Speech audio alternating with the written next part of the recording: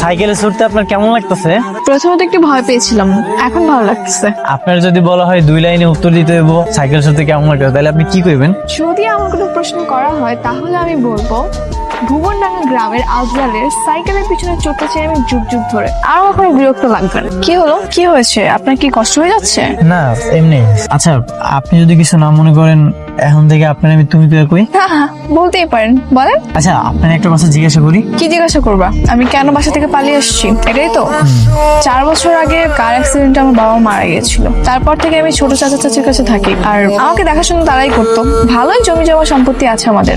তারপর আমার চাচি চেয়েছিল তার ভাইয়ের ছেলের সঙ্গে আমাকে বিয়ে দিবে, কিন্তু লোকটাকে আমার একদমই সহ্য হয় না, তাই আমি পালিয়ে আসছি। এটা তো তোমার সাথে খুবই অন্যায় হয়েছে। হ্যাঁ হ্যাঁ, যার বাবা মা নেই তার সাথে তো এরকম অন্যায় হবেই। আমার বাবার একজন বন্ধু আছে যিনি উকিল, এখন বাংলাদেশে নেই, কানাডায় গিয়েছে। সে যতদিন না পর্যন্ত আসবে আমাকে এভাবে লুকিয়ে থাকতে হবে। কি আর করার, কিন্তু চাচিও জোর করে আমাকে বিয়ে দিয়েই ছাড়বে, তো এই জন্যই এরকম চলে আসা। তোমার আরেকটা প্রশ্ন করি, করো। তুমি কি কাউরে ভালোবাসো? মানে তোমার কি কোনো পছন্দের মানুষ আছে? কি ব্যাপার, হাসতেছো কেন? তো হাসবো না, তোরা তো বোকা কেন? আমি বোকা কিরকম? আমার যদি কোনো বয়ফ্রেন্ডই থাকতো তাহলে কি আমি এত কষ্ট করে এখানে আসতাম বা লুকিয়ে থাকতাম? তার সঙ্গে কবে পালিয়ে যেতাম। ও তাই তো, তার মানে তো তোমার কোনো ভালোবাসার মানুষ নেই।